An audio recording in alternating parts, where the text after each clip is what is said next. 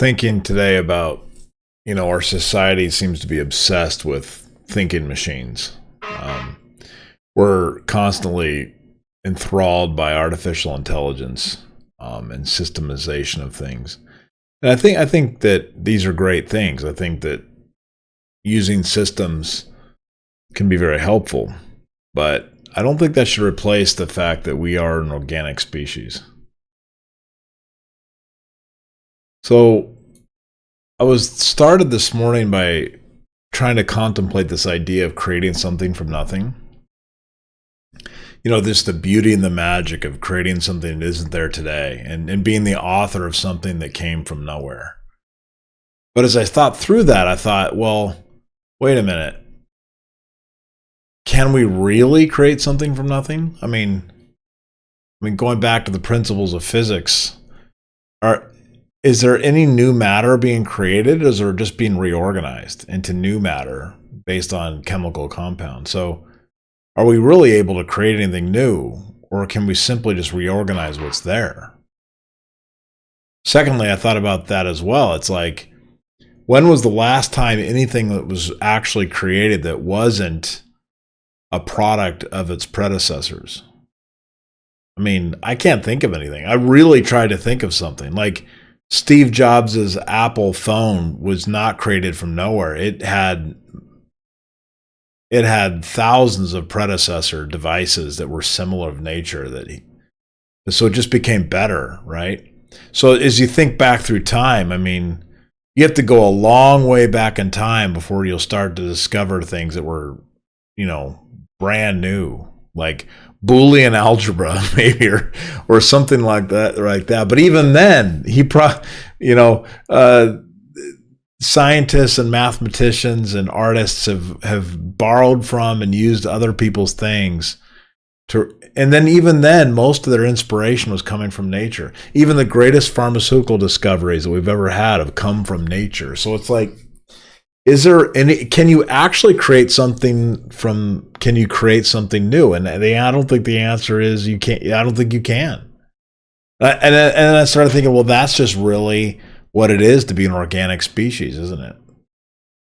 Being an organic species is all about thriving in your environment, using what was before and repurposing it for something that can be used today. And then you die and you go away and you leave something behind for others. I mean, this is the organic cycle. This is life. So I thought, well, that's really what it is, right? We're here to reorganize, make improvements, enhance what is around us. And I thought, well, isn't that really what living is? And, this is a luxury that we have in our society today. Here we're talking about machine learning all the time and thinking, well, what society throughout human history has ever had the luxury to sit around and contemplate the impact of artificial intelligence on their day-to-day lives? Not because it's going to make us more food, or not because it's going to help us survive the elements, or not because it's going to reduce disease, or maybe it might, but it's not immediately going to reduce disease. But it's just something that we're contemplating because we have this new tool that can write text really fast or create artificial images. And I was thinking that's interesting, because in our society, we've never had that ability. Like, we've always been just barely surviving, like holding on for our dear lives on this planet as it's hurtling through space. So we really haven't, this is a wonderful time to be alive. I mean, really think about it. I woke up this morning and I'm following this new program I created, and I'm using somebody else's journaling method that I found, which I thought was creative. So I started to use it. And one of the things which I've been ignoring for the most part is, what are you grateful for today? So I started writing that out, and I couldn't think of anything I was grateful for. I'm like, I'm not grateful for anything right now. I'm tired. I don't want to deal with it.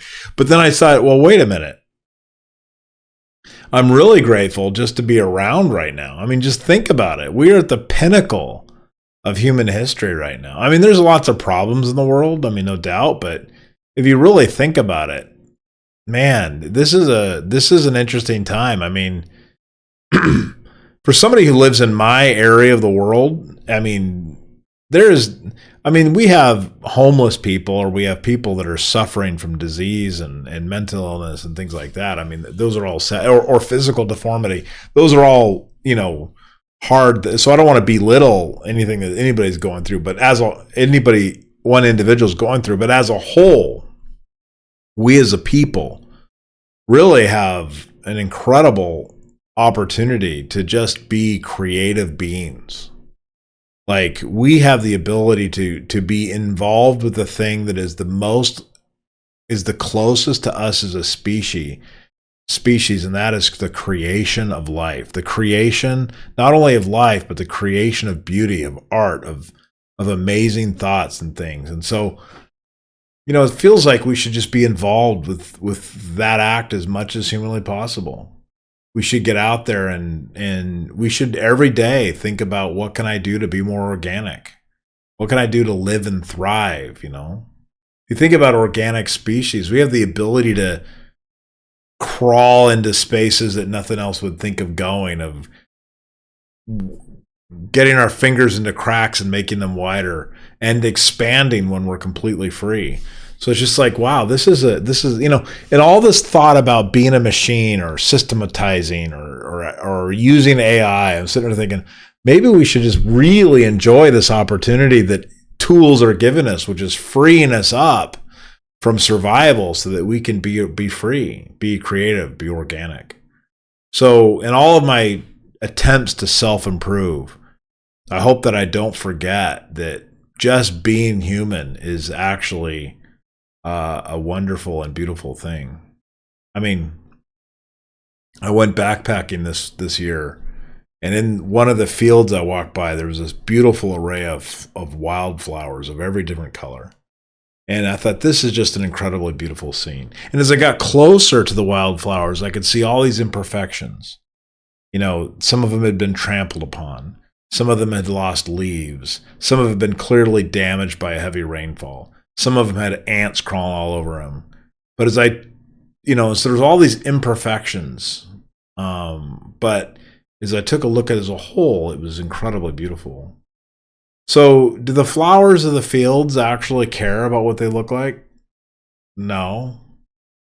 Do the flowers of the field care about their imperfections? Not really. They just continue to live. And maybe that's what we should do too. Just live.